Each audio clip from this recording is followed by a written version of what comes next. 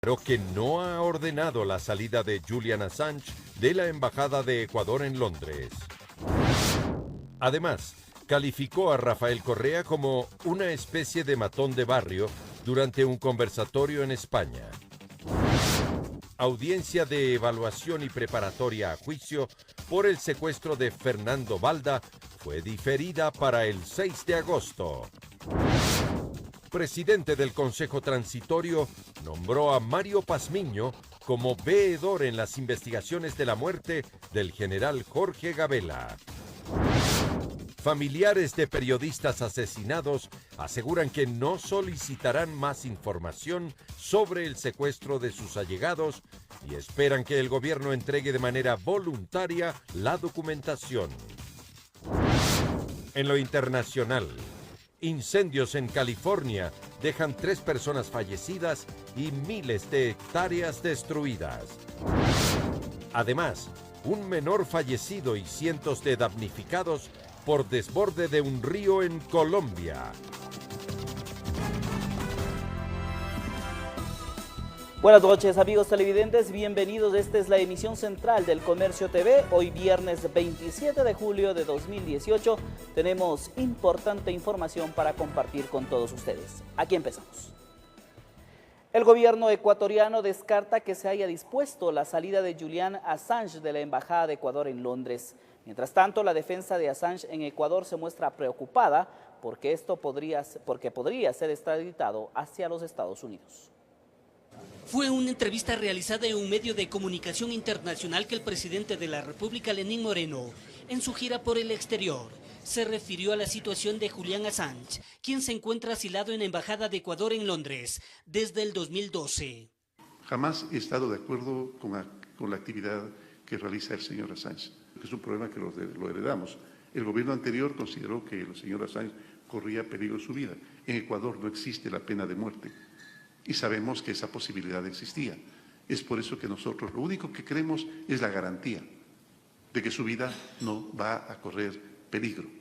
Carlos Poveda forma parte del equipo legal internacional de Assange. Comenta que no conocen en absoluto nada oficial y que mediante 2 cartas enviadas a la Cancillería ecuatoriana hace 15 y 10 días han solicitado se les informe sobre la situación que adopta el gobierno nacional, sin respuesta alguna. Donde inclusive se le hacía mención de que hay que respetar la opinión consultiva que emitió la Corte Interamericana de Derechos Humanos.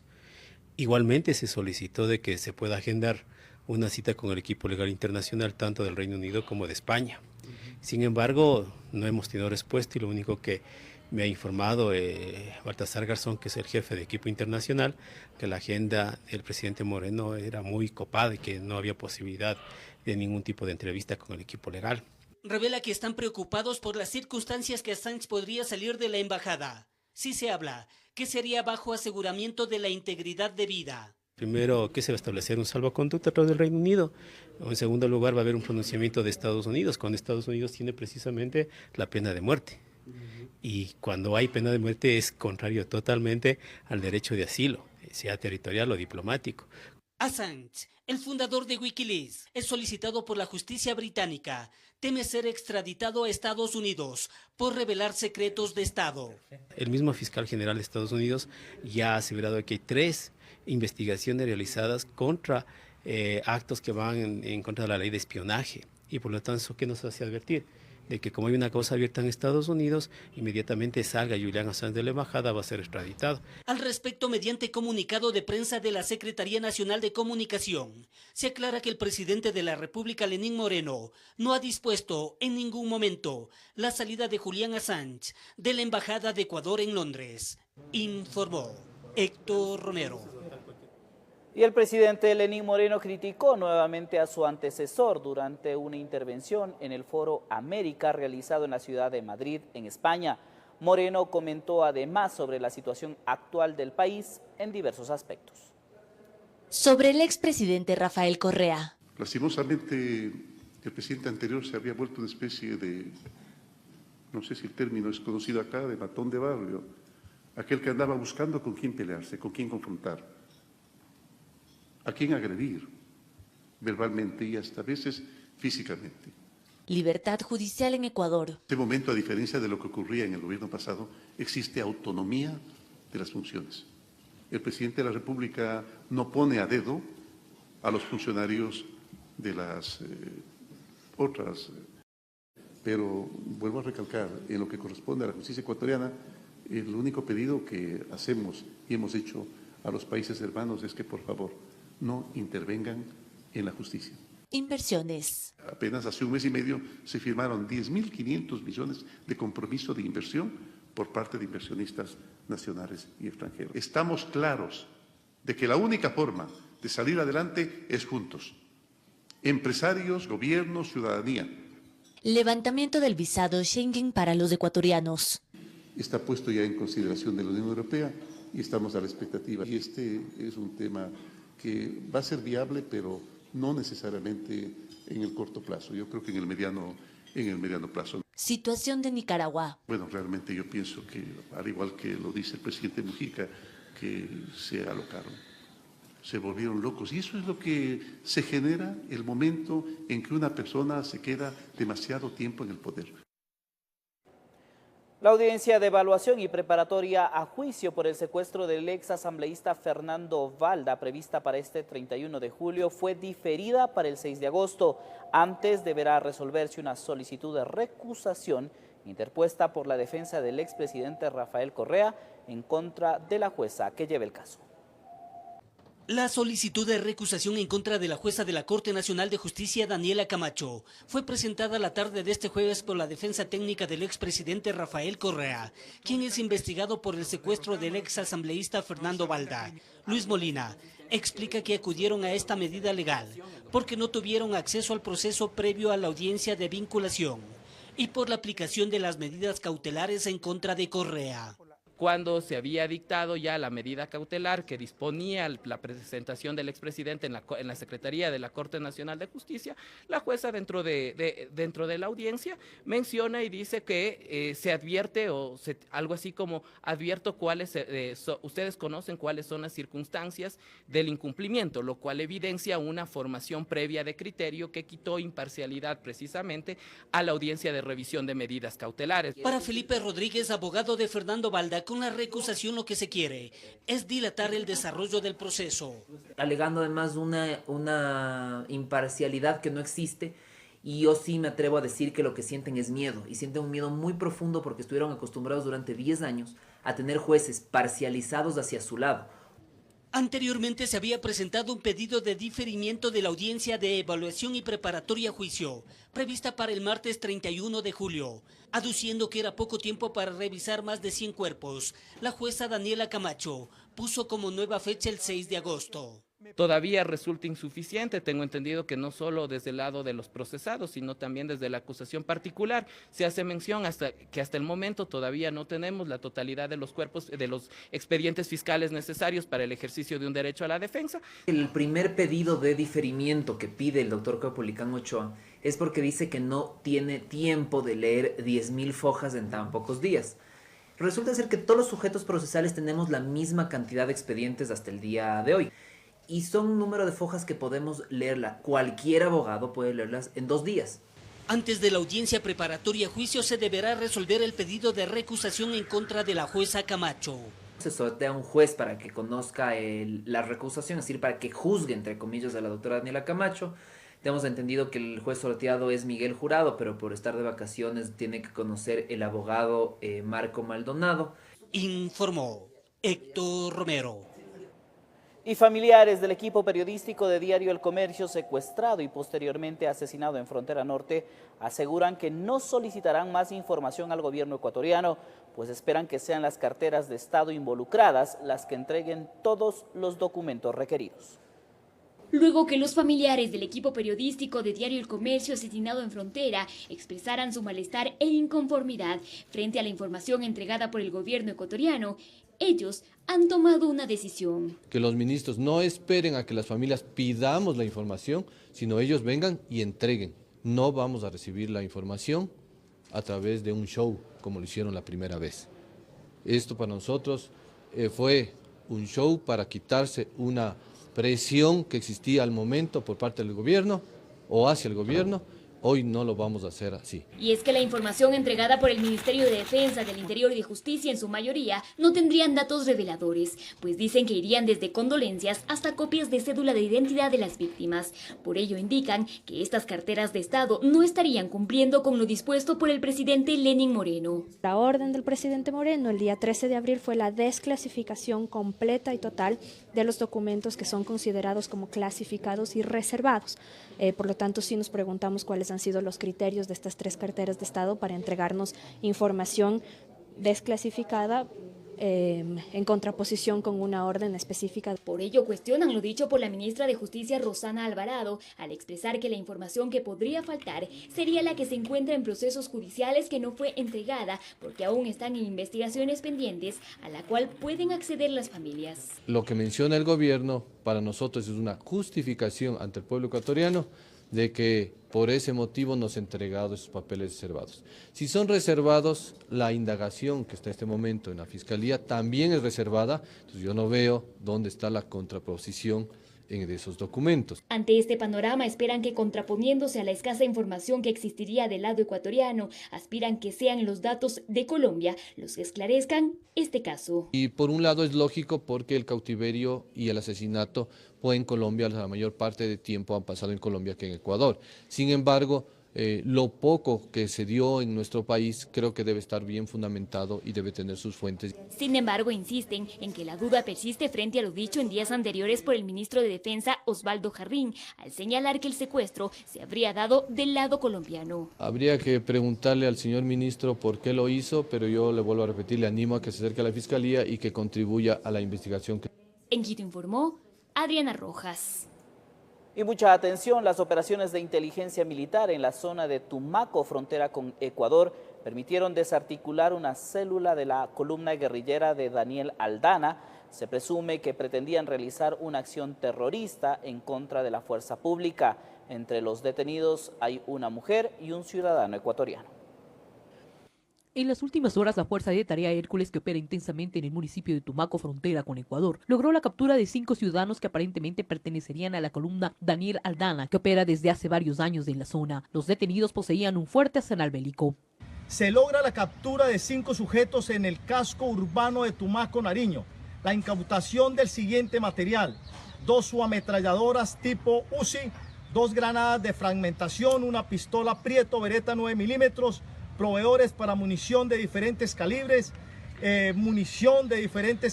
material de intendencia. De acuerdo a las investigaciones, estos ciudadanos, entre ellos un ecuatoriano, estarían aparentemente planificando una acción terrorista. Fueron capturados en el centro de Tumaco mientras realizaban varias coordinaciones. La inteligencia militar y policial indica que el personal y el material incautado como guerrillas unidas del Pacífico que pretendían atentar contra la población civil y la fuerza pública. Además, en la operación de control territorial sobre el sector conocido como Los Brazos en el municipio de Barbacoas, departamento de Nariño, se halló un depósito ilegal, el cual en su interior tenía abundantes artefactos explosivos improvisados, un medio de lanzamiento y canecas para el almacenamiento de combustible. Según informaciones de inteligencia militar, el material hallado al parecer sería utilizado para la comisión de atentados terroristas en contra de la fuerza pública. Desde la frontera con Colombia, informa Miriam Enríquez. Revisamos otros temas. Mario Pazmiño, en su calidad de veedor de la investigación que lleva adelante la Comisión Legislativa sobre el asesinato del general Jorge Gavela, anunció que pidió desclasificar información de la SENAIN en torno a la operación Caminito, misma que podría contener datos importantes para esta indagación. El excoronel del Ejército Mario Pazmiño fue designado el pasado 25 de julio por el Consejo de Participación Ciudadana Transitorio como veedor de la Comisión Legislativa que analiza la documentación relacionada con la muerte del general Jorge Gavela. Básicamente es para realizar el seguimiento y observación de todo el proceso que está llevando la Asamblea Nacional y la Comisión como tal. En este cargo, asegura Pazmiño, buscará que se aborden los temas que no fueron analizados dentro del proceso investigativo. Por otro lado, realizar ciertas consultas y ampliar informaciones, desclasificar informaciones que lo que han hecho es taponar ciertas aristas del proceso investigativo. En este sentido, señaló que el interior de la comisión de la Asamblea que analiza este caso realizó una petición para que se desclasifique información de la Secretaría de Inteligencia. Específicamente sobre la operación Caminito. Con esto aspira a determinar si existieron por parte de esta entidad gubernamental monitoreos al general Jorge Gabela. Monitoreos de cuentas corrientes celulares en donde constan algunos ciudadanos ecuatorianos y posiblemente también conste ahí lo del general Gabela. Pazmiño dice estar comprometido con esta labor y mencionó que la decisión del Consejo de Participación Transitorio obedecería a su transparencia y experticia, dejando así sin piso las afirmaciones que durante el anterior gobierno indicaban era informante del Estado norteamericano. Yo me quedé aquí en mi país para que me demuestre y le dije una cosa al presidente de la República, y yo recuerdo en ese tiempo, que si usted demuestra que yo he trabajado para otro país, yo no me defiendo, me voy yo mismo y me meto en la cárcel por traidor. Pero yo tengo la conciencia tranquila. Además de esta veeduría, se conoce que Mario Pazmiño, debido a su formación, estaría brindando sus aportes técnicos a la Comisión de Seguridad Fronteriza de la Asamblea Nacional. Informó Javier Rosero. Y el Consejo Nacional Electoral sesionó en Guayaquil y aprobó el texto para la convocatoria a los postulantes a candidatos del Consejo de Participación Ciudadana y Control Social. Ellos avisarán que se les quedarán pocos días en aquellos cargos. El cese definitivo podría llegar el próximo lunes. Guayaquil está de feriado, pero quienes sí laboraron fueron estos 3 consejeros del CNE, que sesionaron en la Delegación Provincial del Guayas, en la que podría ser la última, porque el Consejo de Participación Ciudadana y Control Social Transitorio tomará una decisión sobre el futuro de ellos en pocos días. Nosotros lo más probable es que seamos cesados el día lunes o en el transcurso de la próxima semana. Con 2 votos a favor, tanto de la presidenta Nubia Villasís y de la consejera Luz Aro, y la abstención de Paul Salazar, aprobaron el texto de la convocatoria del proceso de postulación de los candidatos a lo que será el nuevo Consejo de Participación Ciudadana. En tanto, el 30 de julio inician las inscripciones con algunas preocupaciones. Ya es responsabilidad de quien lidere el Consejo Nacional Electoral el ver pues el cumplimiento o no del cronograma electoral. Por responsabilidad con la patria, no con personas, con la patria, es mi deber aprobar precisamente la convocatoria en la fase que corresponde en este proceso. Sí genera un cierto temor de que de una u otra manera la ciudadanía y las organizaciones sociales no estén del todo capacitadas y preparadas. Aseguraron que esta sesión la ejecutaron por cumplir con el cronograma de actividades del organismo electoral, pero asimismo indicaron que están conscientes de lo que les podría venir la próxima semana, informó Charlie Pisa. El Ejecutivo envió un nuevo alcance al veto para la Ley de Reactivación Económica. En la propuesta se establece que para garantizar la seguridad jurídica de las inversiones, el país podrá firmar tratados de arbitraje tanto nacional como internacional. El alcance al veto presidencial habría llegado la tarde del pasado 25 de julio. Con esto, la aprobación del informe que estaba previsto para este jueves fue suspendido. El presidente de la Comisión de Desarrollo Económico detalla qué es lo que contiene este nuevo alcance. Tiene relación con los arbitrajes de aquellos contratos de inversión que superen los $10 millones, en la que se establece que debe haber arbitrajes ya sea nacional o internacional. Con esto el país podrá firmar tratados de arbitraje con las empresas que busquen invertir en el Ecuador, aseguran. En la oposición hay satisfacción por esta decisión del gobierno central. Dicen que con esto se da una garantía a las nuevas inversiones.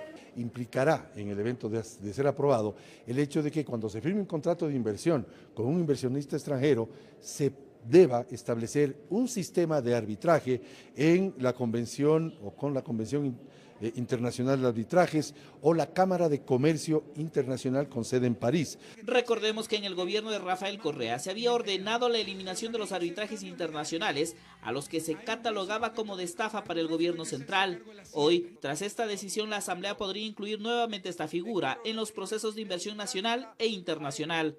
De forma tal que las disputas que se puedan generar en los contratos internacionales o de compañías internacionales con el Ecuador se pueda acceder a un arbitraje que le da mayor seguridad jurídica al inversionista y por supuesto mayor seguridad al país porque va a contar de hecho con mayor inversión. La Comisión de Desarrollo Económico se reunirá este próximo martes con miras a analizar este alcance y a aprobar el informe para el debate en el Pleno. Informó Javier Gallo. En la Asamblea Nacional se debate la posibilidad de incluir en el Código de Salud la utilización de la marihuana con destinos medicinales. Hay un consenso al interior de la comisión que analiza el tema, aunque aún se discuten los parámetros legales de esta medida. En la Comisión de Salud de la Asamblea Nacional existe un preacuerdo para incluir en el nuevo Código de la Salud la posibilidad de la utilización de la marihuana o cannabis con fines medicinales. Todos los asambleístas somos partidarios y conocedores con evidencia científica del uso terapéutico del cannabis. Y el cannabinol me parece que es otro principio activo más que debe ser utilizado única y exclusivamente por las especialidades para ciertas enfermedades, para ciertas patologías. Y esta propuesta es bien vista entre los legisladores de la comisión, pues aseguran que científicamente se ha comprobado que en enfermedades catastróficas y degenerativas, el cannabis ha sido una alternativa que, aunque no cura la enfermedad, es un tratamiento paliativo. Desde el cáncer hasta la epilepsia refractaria, que hoy están usando de manera ilegal el cannabis, pero que ven una mejoría importante en ese paciente, que sabemos que no lo va a curar, pero sí le va a dar calidad de vida a ese paciente. Aunque en la comisión lo que más preocupa ahora es el mecanismo a aplicar para la venta y comercialización de este producto. Aquí en el Ecuador existe laboratorios farmacéuticos que están en plena capacidad de producir, de ofrecer al mercado este principio activo que, como le digo, es terapéutico para ciertas enfermedades y no involucrar a la sociedad civil, porque sería un tema de un riesgo innecesario. Y acá dejan en claro que únicamente el cannabis con fines medicinales podría ser incluido en el código, mas no el consumo de marihuana con fines recreativos. También les recuerdo el daño gravísimo que hace el uso recreativo al cerebro, a la conducta humana, y yo pienso que ahí debemos ser responsables en la Comisión de Salud. La preocupación es cómo cerramos, cómo evitamos que se pueda dejar una ventana abierta para el uso recreativo, que ese no es el espíritu del articulado del proyecto. Se descarta de plano permitir el libre cultivo, pues sería el gobierno el que maneje el tema directamente. En todo caso, en la Comisión de Salud están dispuestos a poner este tema en el debate del Pleno de la legislatura, y solo después de esto se podrá conocer si esta propuesta entra definitivamente en el Código de Salud. Informó Javier Gallo. El fiscal Juan Carlos Zúñiga abrió una investigación por el presunto delito de peculado en contra de Ricardo Rivera Ponce, hijo de Ricardo Rivera, quien junto al ex vicepresidente de la República Jorge Glass cumplen una sentencia por el caso Odebrecht. El fiscal solicitó a la compañía Televisión Satelital de propiedad de Ricardo Rivera Padre brinde información sobre la contratación de 2 unidades móviles para las coberturas durante la visita del Papa Francisco en Ecuador en 2015. Asimismo, pidió copias certificadas de las acciones detalladas, de las remuneraciones y la relación laboral de Rivera Ponce Hijo con este canal de televisión. Momento de hacer una pausa comercial, amigos televidentes, pero al volver, un equipo de la policía decomisa varios paquetes de clorhidrato de cocaína que estaban ocultas en un vehículo, y también una persona fallecida es el resultado de las inundaciones en la provincia de Napo. Gracias, amigos televidentes, por continuar junto a nosotros. Según expertos en términos económicos, el cambio de contratos petroleros de prestación de servicios por contratos de participación serían beneficiosos para el país. Sin embargo, afirman que la problemática petrolera, como fuente principal de la economía nacional, podría agudizarse en no más de una década. Hace pocos días se confirmó que el bloque petrolero 43 ITT alcanzó los 70.000 barriles de crudo diarios. Según el ministro de Hidrocarburos, se esperaría que la producción siga creciendo en el mediano plazo. La producción petrolera está bien, esperamos que en los próximos días vamos a incrementar alrededor de 10.000 barriles más en el ITT para pasar ya a los 70.000 barriles diarios. A esta buena noticia se suma la posibilidad de que ahora el gobierno pueda licitar nuevas rondas petroleras mediante contratos de participación. Esto basado en el decreto ejecutivo 449 emitido el 12 de julio de 2018. El Estado no puede tener una participación menor al 51%, tiene que ser mayor. Obviamente cuando usted ya mete impuestos y todo ese tipo de cosas, regalías, la participación del Estado llega casi al 80%. Este actuar gubernamental es percibido como positivo por varios expertos, pues según ellos las elevadas tarifas de producción de carácter fijo negociadas por el expresidente Rafael Correa perjudicaron a la economía nacional. En el año 2016, el precio del barril del petróleo, cuyas tarifas de carácter fijo eran $35, y el precio de venta del petróleo era de $35, le quedó al Estado cero ingresos. En este mismo ejemplo, según Llanes, se presentarían otros factores que habrían perjudicado aún más a la ciudadanía ecuatoriana. En los contratos que el Estado, que Correa lo comprometió al Estado a pagar $41, ¿no? El Estado tenía que sacarse $6 de los impuestos para pagarles a las compañías. Situación que con la política petrolera actual habría cambiado, incluso con las empresas Petrochina, Unitec y Petrotailandia, con quienes se ha efectuado una renegociación de contratos. Hemos conseguido un premio adicional de 92 centavos por el crudo, así que este momento el crudo ecuatoriano y a través de esos contratos se valoriza conforme se valoriza el WTI. Sin embargo, el verdadero problema para el país, según indican los entendidos, no solo estaría en los temas económicos, sino en la propia infraestructura petrolera. Se habla de que con el ITT, con los intracampos, con la ronda del suroriente, podemos llegar a tener 700.000 barriles por día, que sería lo más alto que nunca antes tuvimos. Es posible que sí, pero llegaremos a tener un pico y luego ya estamos en la declinada final. Situación que afirman agudizaría incluso la demanda interna de combustibles. De aquí a 10 años o 12 años, el Ecuador será importador de petróleo y será importador de combustibles, porque se van a cruzar. Mayor va a ser la demanda de los hidrocarburos y en cambio la producción va a ir abajo. Ante ese posible futuro se plantean algunas alternativas. La salida es la recuperación mejorada de petróleo. Que esto implica de que de cada 100 barriles que se descubrieron, no más de 35 se van a extraer con las técnicas actuales de extracción y van a quedar 65, 70 en el yacimiento. Pero sin infraestructura también esto será complicado de ejecutar. Según Llanes, las plantas de refinación ecuatorianas ya habrían cumplido su vida útil, que en promedio es de 30 años. Sucede que Esmeraldas está en 40 años. Chuchipil se construyó a fines de los 80. El de Anglo es una empresa, esa refinería tiene 80 años, 90 años. Y le siguen haciendo mantenimiento, ¿no? Los analistas señalan que el Ecuador, al ser un país dependiente del petróleo, necesita una modernización del parque petrolífero urgente. Para ellos, ni los gobiernos anteriores al 2007, ni el de Correa, ni el actual, contemplaron esta posibilidad. Informó Javier Rosero. Revisamos otros ámbitos de la información. Elementos de la Policía Nacional decomisaron varios paquetes de droga que estaban camuflados al interior de un vehículo. La acción se produjo en el cantón Machala, provincia del Oro.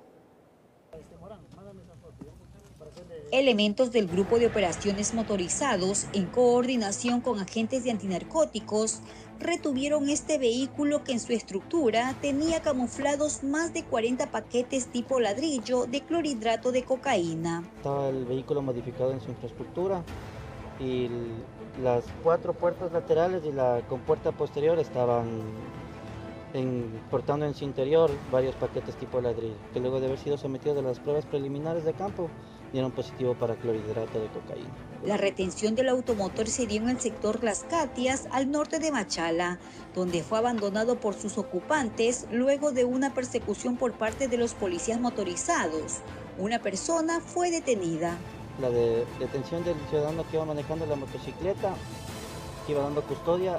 El alcaloide posee como logotipo las letras QTA, proviene desde el vecino país del norte y tenía como destino final el continente europeo, donde estaría valorado en más de $200.000. La salida del alcaloide, mediante la información que se tenía, es desde el ingreso al puerto y posterior la contaminación de buques con destinos europeos. Con este decomiso, la Policía Nacional retira del mercado alrededor de 400.000 dosis. Desde Machala, informó Karina Valdivieso. Y en el cantón Quevedo, en la provincia de Los Ríos, una presunta banda de robacarros fue desarticulada cuando intentaban llevarse una camioneta. Los aprendidos, 2 hombres y una mujer, se movilizaban en un auto robado. tenían todas las herramientas para llevarse la camioneta que encontraron estacionada en la parroquia San Camilo. 2 hombres y una mujer de nacionalidad colombiana trataron de huir al notar la presencia policial, pero fueron capturados cuando abordaban su vehículo, que ya la policía conoce tiene placas duplicadas. Y al realizar una verificación alfanumérica del chasis, se determinó que dicho vehículo corresponde a las placas PCL 3654, el mismo que se encontraba reportado como robado en la provincia de Pichincha. Uno de los detenidos posee antecedentes por robo. Detenciones por robo en el año 2011 y 2014. Los aprehendidos son de nacionalidad colombiana y según las investigaciones policiales operaban en la zona norte de la provincia de Los Ríos. El personal del eje preventivo se encontraba pasando por el lugar, ¿no? Coincidencialmente pudo darse cuenta y evidenciar lo que estaba ocurriendo en el momento. Desde Los Ríos informó Odette Camacho. Y en Guayaquil, la policía localizó el carro de un ciudadano que el pasado lunes fue víctima de un secuestro extorsivo y por el cual hay un implicado con prisión preventiva. El vehículo permaneció abandonado en una calle en el Guasmo Sur. El auto permaneció 48 horas en una de las calles de la cooperativa Las Palmas, en el Guasmo Sur. Le pertenece a un ciudadano que cayó en las manos de un secuestro extorsivo el lunes anterior. En la fiscalía su padre explicó cómo fue la localización. Dentro de esos días el carro ha estado ahí botado y parece que un hachero ha querido abrirlo, no sé, y lo han corrido y no sé lo que ha pasado. Entonces la policía nos llamó el día de hoy. Entonces nos hemos trasladado con la denuncia a demostrar que él es el dueño del carro. Entonces lo hemos traído al Bambora. Su hijo acudió para efectuar el trámite de ley en virtud de que el vehículo debe pasar por una inspección y peritaje. Los moradores por la perimetral llamaron al ECU 911. La PJ monta el operativo y captura a un vehículo, al vehículo en el cual lo trasladaron para dejarlo botado. Entonces esa persona ya está detenida. Inicialmente un hombre y un menor de edad fueron aprehendidos para investigaciones. Lo que pasó fue que ellos manifiestan que vieron a una persona que dejó el vehículo ahí y vieron la memoria de la radio estaba tirada. Quisieron agarrarla y se ingresaron a su casa. Y entonces viene mi marido, sale nomás se arrima y mi marido se regresa para la casa y él, como le había quitado el ese al hacherito, él también se regresa y a lo que se regresan ahí llegaron los policías en ese momento. Luego de varios minutos la policía informó que el afectado no los identificó como parte de los secuestradores, con lo cual no habían cargos en el ámbito penal. Como usted puede ver, esto no cuesta lo que es un salario mínimo. Por esa razón los señores en este caso serían puestos en libertad. Con ello, los policías solo debían tramitar la devolución del vehículo a su propietario y quienes permanecieron por 20 minutos en la unidad de flagrancia norte, a sus casas, informó Jorge Escobar. Y en Chimborazo, una mujer apareció muerta en su dormitorio. Su hijo de 11 años fue quien encontró el cadáver. La fiscalía investiga el caso para determinar si se trataría de un femicidio. El intenso llanto de una madre estremecía a los moradores del barrio Inesel, sector Media Luna, al norte de la ciudad de Riobamba, donde fue el escenario de un presunto caso de femicidio, aunque el fiscal de turno dijo que esperará la autopsia para determinar si hay muerte violenta. Bien. Podría ser, eso va a depender mucho el resultado de la autopsia. ¿Por qué? Porque tenemos que analizar la forma, la ubicación del cadáver, las huellas que se encontraron. Existen varias huellas biológicas que tienen que ser analizadas. 5 está ahorita, 5 hijos está. 5 me quedaron, 2 están chiquitos. La hermana de la desafortunada cuenta que el hijo de 11 años encontró el cuerpo tendido en el piso. Ya nada pudieron hacer por ella. Y yo llegué, lo único que hice, yo pensé que estaba respirando, pero ya no había estado respirando, había estado tendida en el piso. Para los familiares, es extraño que el ex conviviente haya aparecido luego de 2 años de haberse separado. Él se había venido acá de mañana, a las 2 de la mañana, ella me llamó Y me dijo, ñaña, ven, porque ha venido el César, me dice así, ha venido el César. Y le dije, ¿y qué quiere ahora él? Le dije, si ni siquiera ha pasado la pensión, ni nada de esas cosas, ¿ahora qué quiere? O sea, yo vine, hablé con el señor y el señor se fue. Personal de la DINASED, Criminalística y Fiscalía realizaron las investigaciones de campo. El ex conviviente tendrá que rendir declaraciones ante la Fiscalía, así lo confirma el agente. El ex conviviente de la ciudadana está a órdenes de la Fiscalía hasta determinar qué resultados nos arroja la Fiscalía, la autopsia, puesto que Fiscalía conoce que el señor ha venido en estos días a tomar contacto con la ciudadana y obviamente hoy aparece que ha perdido la vida. Entonces, el cuerpo fue trasladado hasta la morgue del cementerio municipal de Riobamba para las experticias de ley. Mientras tanto, sus deudos se quedan en medio de una estela de dolor y 5 hijos en la orfandad. En Chimborazo informó Darwin Altamirano. Un hombre murió en el graderío de una cancha en Santo Domingo de los Áchilas. Este caso es investigado por las autoridades, quienes en primera instancia presumen fue un suicidio. Parecía estar descansando, pero en realidad Víctor Proaño, de alrededor de 45 años, estaba sin vida en este graderío. El señor era hincha melechista, aquí incluso jugaba. Siempre le gustaba el fútbol, entonces yo creo que se vino aquí a morir, pero es a lo que le gustaba ya. Moradores de la cooperativa Unión Cívica Popular al sur de Santo Domingo escucharon 2 detonaciones. Y ahí nadie se asomó porque pensaba que de pronto alguien se estaba por ahí pegándose un tiro, no sé qué sería ya. Pero ahí creo que vinieron corriendo de allá y ya salió por un tiro. Al salir de sus casas, encontraron al hombre sentado y junto a sus pies un arma de fuego. Se ha realizado lo que es el análisis de la escena del delito, así como el examen externo del cadáver. Hemos encontrado como evidencias una arma de fuego tipo revólver. Personal policial acudió hasta el lugar para realizar las investigaciones que permitan esclarecer este suceso. Se realizará los informes respectivos, se entregará a la autoridad competente para que hagan las investigaciones. La hipótesis que se maneja es que el hombre se suicidó, sin embargo esto no fue confirmado. Incluso sangre no botaba. Pero ahí dice que estaba destrozada lo que es la garganta, porque se le pegaron 2 tiros en la garganta. Eso es lo que dicen los vecinos que lo vieron. Sí, suicidio, según lo que estaba diciendo el cuñado, que se suicidó. Claro, fue de la noche a la mañana. El fallecido trabajaba como taxista. Era conocido con el apodo de Emelec debido a su afición por este equipo de fútbol. Desde Santo Domingo de los Áchilas, informó Gisela Moreira. La inundación en Napo deja una persona fallecida, 17 familias afectadas y pérdidas económicas por daños en cultivos que superan los 2.3 millones de dólares. En las parroquias de Puerto Napo y Mesaguallí, 17 viviendas resultaron afectadas tras el último desbordamiento de los ríos Anzu, Jatunyacu y otros afluentes del río Napo. Obviamente, pues nosotros hicimos la evaluación el mismo día y ya hemos entregado la ayuda humanitaria que corresponde. Según la evaluación del Ministerio de Agricultura y Ganadería, 2.000 hectáreas de cultivo quedaron bajo el agua. También unas 3.200 gallinas criollas fueron arrastradas por la creciente. Las pérdidas ascenderían a 2.3 millones de dólares. La yuca, cacao, plátano, guayusa y ahora no hay cómo sacar. La familia Andy Tanguila vela a su ser querido quien murió tras ser arrastrado por las caudalosas aguas del río Jatunyacu. 5 hijos e hijas quedaron en la orfandad.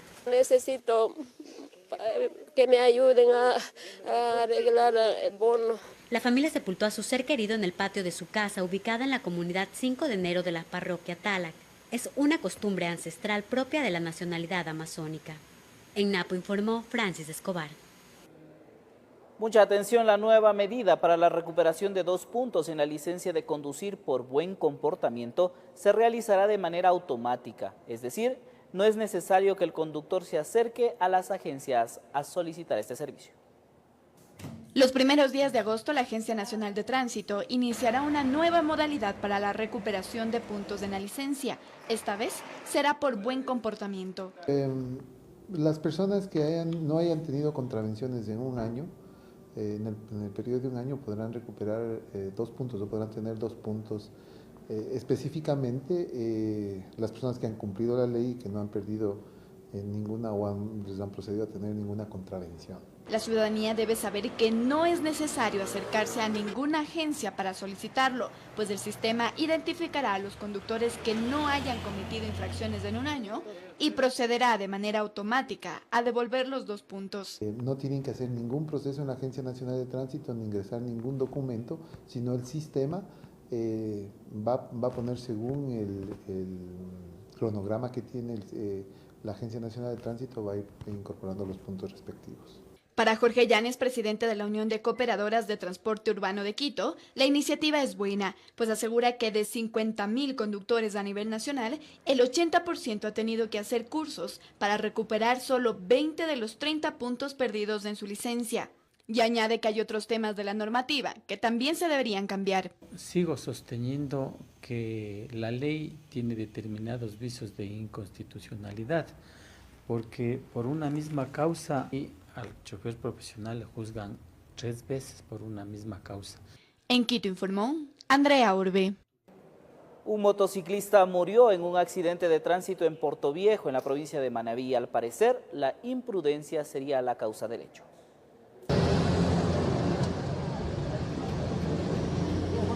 El cuerpo sin vida del motociclista yacía en la calzada, esto en el cantón Portoviejo, provincia de Manabí.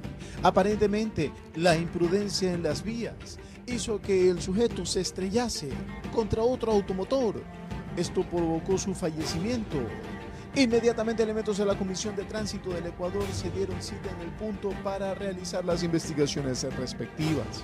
En esta tarde se ha suscitado un accidente aquí en la vía Santana. Aquí esto es una pista de carrera para todos los carros, no hay respeto. Cuando sentí el golpe, el carro lo estaba arrastrando al ciudadano. Yo corrí a decirle que se aguantara para que no lo siga arrastrando. Según lo que dicen algunos de los habitantes de la zona, solicitan a las autoridades de tránsito un semáforo para evitar que este tipo de situaciones se repitan. Y por este semáforo se ha venido luchando, ya tiene tiempo, 1 o 2 años. ¿Y qué nos hicieron? A ponernos ese preventivo, que cuando pusieron ese preventivo hubieron miles de choques. Aquí han habido accidentes, han habido choques, eso es lo que esperaban, un muerto para que vengan a poner el semáforo aquí. El semáforo que no vengan a poner, pues. De ahí que el cuerpo fue trasladado hasta el edificio de ciencias forenses para poder determinar con exactitud lo que habría sucedido y las causas del fallecimiento. En moto, dice que fue un taxi que lo tiró lo tiró sobre este vehículo que está aquí al frente. Y que piden los moradores del sector más control tanto de autoridades como de conductores para que no se repitan hechos como este, informó Julio César Saúl. En el cantón Daule se logró la detención de uno de los presuntos autores materiales del crimen cometido en contra de una pareja de esposos, cuyos cuerpos fueron encontrados embalados y abandonados hacia un costado del estero Salado en la ciudad de Guayaquil.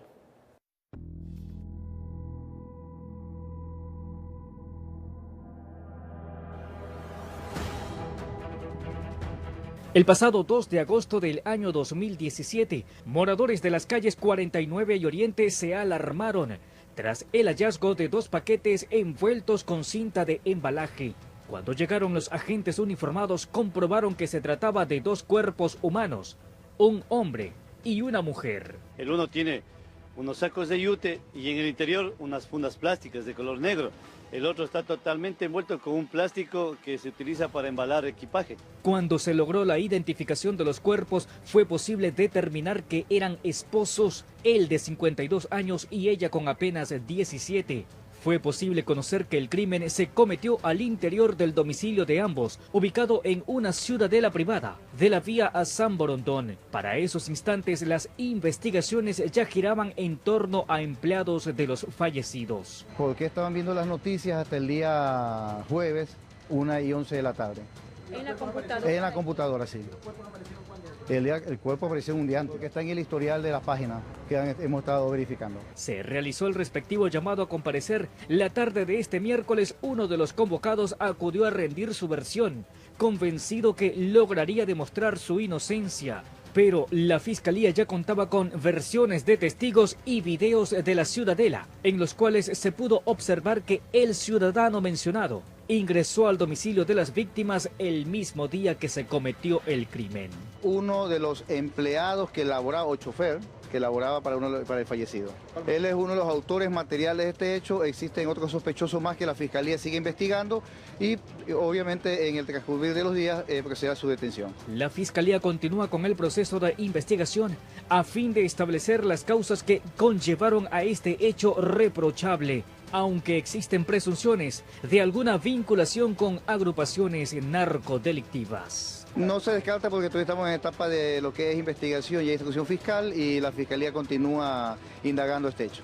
Informó José Morales.